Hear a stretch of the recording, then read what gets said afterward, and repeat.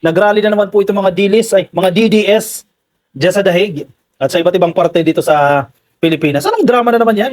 At si Sara Duterte, kung ano naman pinagsasasabi nito kay PBBM. Madam, ang presidente mismo gusto mag-reach out sa iyo, oh. Pero nagmamatigas ka. As if ikaw ang presidente, as if ikaw ang mas mataas. Si PBBM na nagpapakumbaba para kausapin ka, ikaw dead ma lang. Samantalang kung tutuusin ha, ikaw tong may problema, ikaw tong nahaharap sa impeachment case, yung tatay mo nandiyan dyan sa Dahig, kung tutuusin ikaw yung magpapakumbaba Nagre-reach out na sa'yo, nagmamatigas ka pa at kung ano-ano pa ang sinasabi dito kay PBBM. O may bago na naman to. O, sa rally nila si PBBM na naman ginawa nilang pulutan. No, nasa Manila Bulletin. Pulutan na naman nila si PBBM. VP Sara takes job at Marcos Anyo. Calls him pretending to be a kind leader. Wow. Nagpapanggap lang daw po si PBBM bilang isang mabait na leader. Nagpapanggap ha. Bakit hindi mo sinabi dati yan? Bakit hindi mo sinabi yan during the campaign period? Bakit hindi mo sinabi yan noon pa? Bakit ngayon may bago na naman kayong kwento? Dahil hindi umubra, yung inyong narrative na adik ang presidente, na bangag ang presidente, hindi umuubra yan. Kaya ngayon may bago na naman kayong kwento. Nagpapanggap, plastic.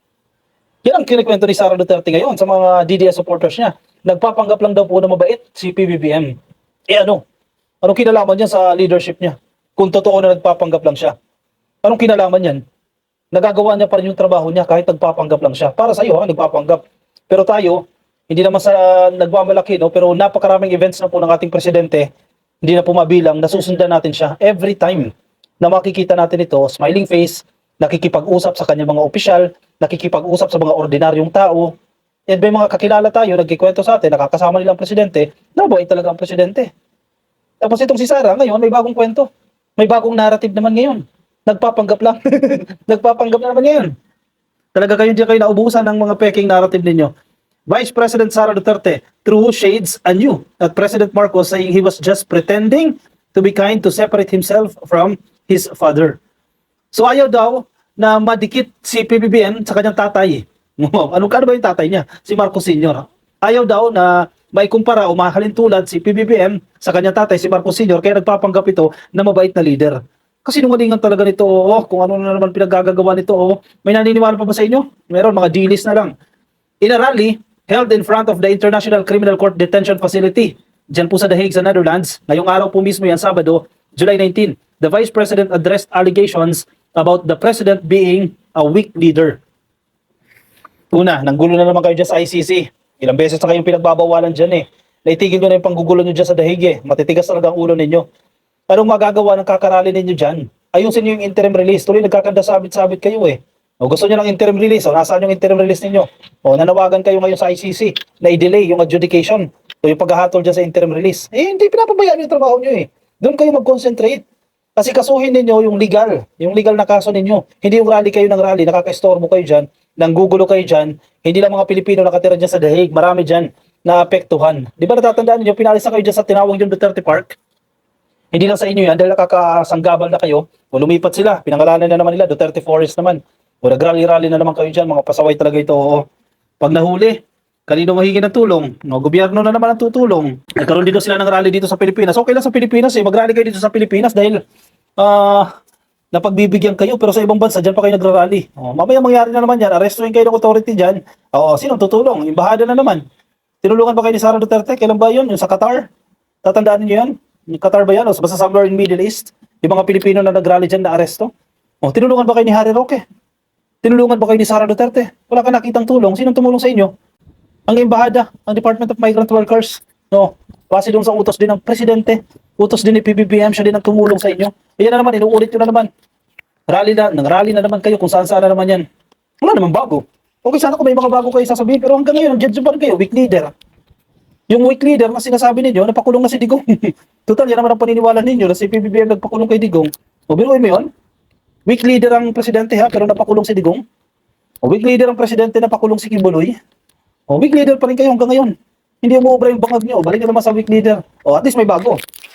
Pretending, pretentious. Yan, may bago Nagpapanggap. Yan ang bagong narrative nila ngayon. At ito tingin ko, si Sara nagsasalita At ito tingin ko lang dahil marami talaga ang nagsasabi sa akin na hindi siya weak leader, ma'am. Nagkukunwari lang siyang mabait. Gulo wait. At ito tingin ko lang dahil marami talaga ang nagsasabi na hindi siya weak leader, ma'am. Nagkukunwari lang siyang mabait. Nagkukunwari siya na mabait, gusto niya ipakita sa lahat ng mga tao na mabait ako. Sabi ni Sara sa mga Duterte, sa mga reporter na nag-gather dyan. O ano na naman yan? Hindi daw weak leader, ang gulo ninyo. Ano ba talaga, weak leader o hindi? Hindi ako naniniwala weak leader. Kasi kung weak leader yan, walang magagandang project, walang malalaking project, ang may papatayo yan. Kung weak leader yan, sana nagpapakasasa pa rin ng mga Duterte dito sa Pilipinas. O, tingnan mo yung mga binangga niyang presidente. Sino? Mabibigat, malalaking tao, mayayaman, kibuloy. Si Duterte. O, sino pa ngayon? Alam nyo na, yung sa Sabungero. Bilyonaryo yan. Diba? Pero pinupush ni PBBM, investigahan yan. Sino yan? No, super billionaire yan, binabangga ng presidente. Weak leader pa rin ba yan? No, sabi ni Sara, may nagsasabi daw sa kanya na hindi weak leader. Nagkukunwari lang siyang mabait. Ang gulo nyo. Ano ba talaga gusto nyo palabasin? Paulit-ulit na kayo dyan. Sabi ni Sara, ang basa ko sa kanya, gusto niyang ipakita na mabait siya na Marcos. Masasama pala ang Marcos. Hindi paniniwala ni Sara dyan. Ang basa ko sa kanya, gusto niyang ipakita na mabait siya na Marcos. Hindi siya tulad ng kanyang tatay. Oh, patay na yan ha. Patay na ha. Dinawit pa si Marcos Sr. ha. Hindi siya tulad ng kanyang tatay. Hindi siya yung Marcos na diktador. Ang kanya ay low-key, ang kanyang gustong i-project sa ating lahat. Sabi ni Sara Duterte. Wow. So ano gustong palabasin dito? Na si PBBM ay isang diktador? Pero nagpapanggap lang, low-key lang? Kasi ang turing niya kay Marcos Sr., diktador eh. So pinapalabas si Sara Duterte na parehas si PBBM at si Marcos Sr. ay magkapareha. Diktador pareho. Pero si PBBM low-key.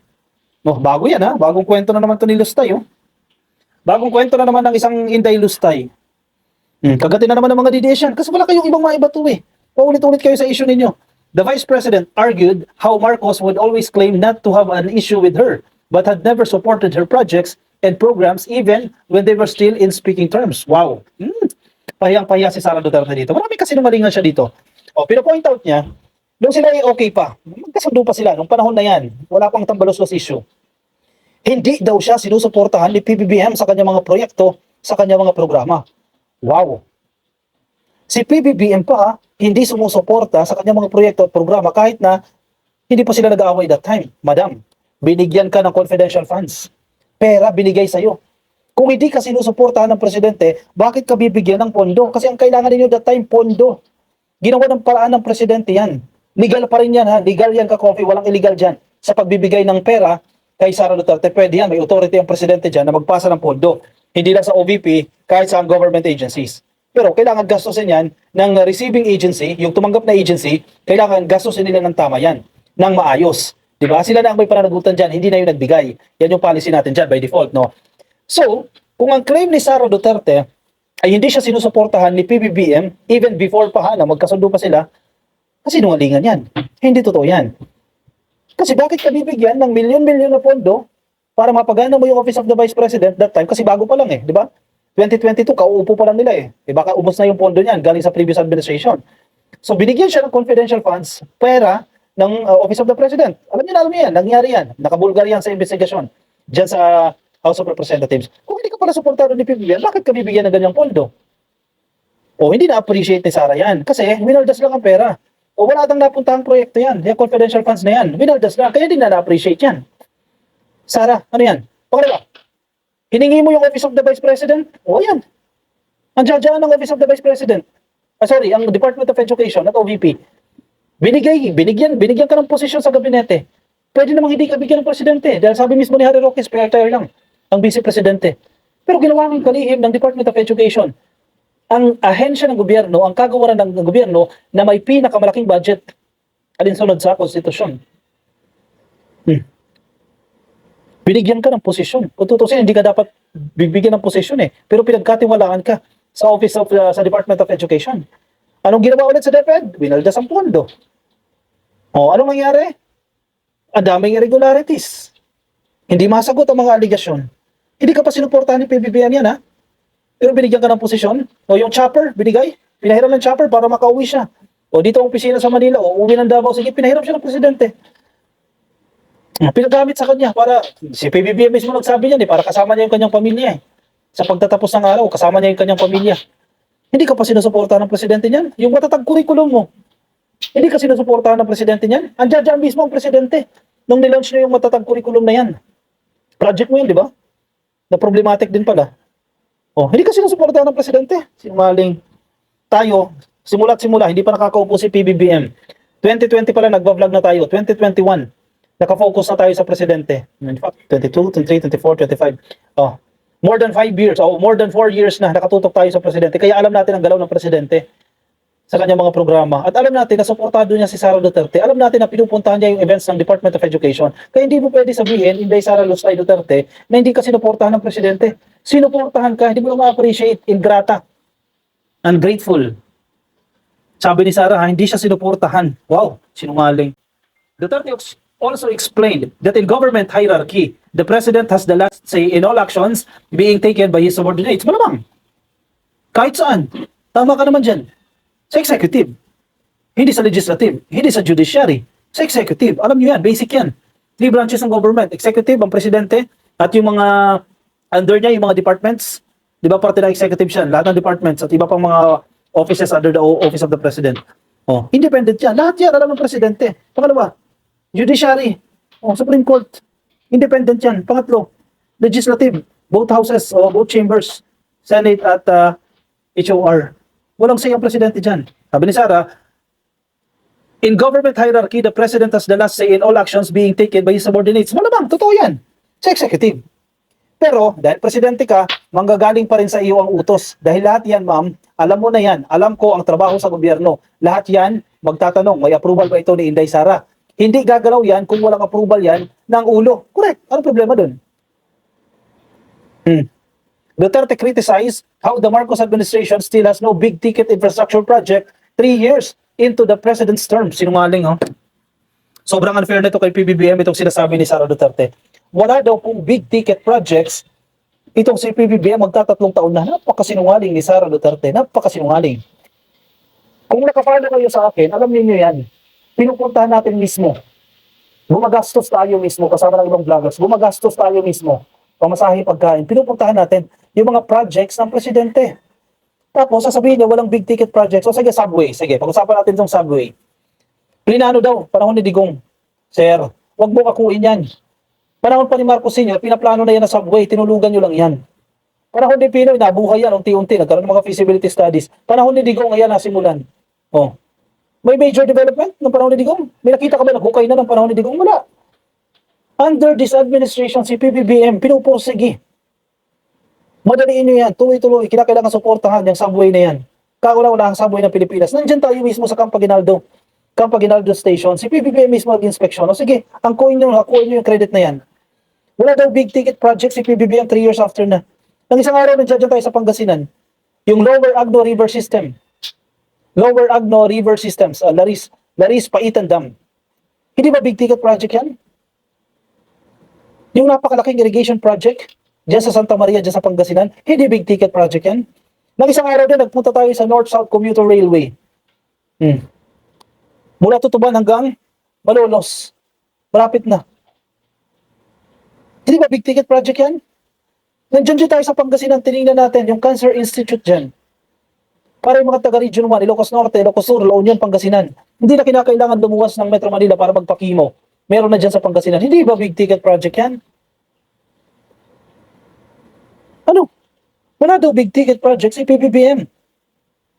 Ano ba definition nyo ng big ticket projects? Talagang naman si Sara, ubod ng kasinungalingan.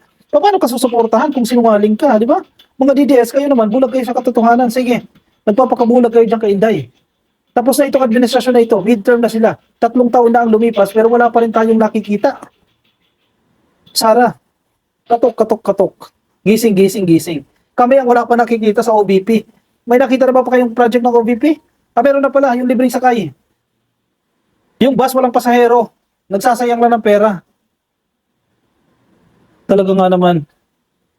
The official explained that big ticket projects are finished in 9 years. So the 6-year term of an incumbent president is necessary for continuity of such projects. Marcos anchored his 2022 campaign on continuity and unity. Duterte pointed out, but he was low-key just pretending then. Okay? Papanggap lang para si presidente dyan. Sige, rally kayo. Wala nga kayong ginagawa dyan, rally pa rin kayo ng rally. Huwag na natin patuloy itong low big ticket projects daw. Sarap sampalin ng accomplishments ng presidente. Labas nyo yung accomplishments ng OBP. O nasaan, anong ginawa? Wala tayong makita na ginawa. Nasaan ba lagi si Sara? Nasa ibang bansa. Oh, nakita mo ba yan dito sa Pilipinas? Sa ibang bansa lang. Anong ginagawa niyan? Paano siya nakakapagtrabaho sa OVP? Sumasahod, walang ginagawa.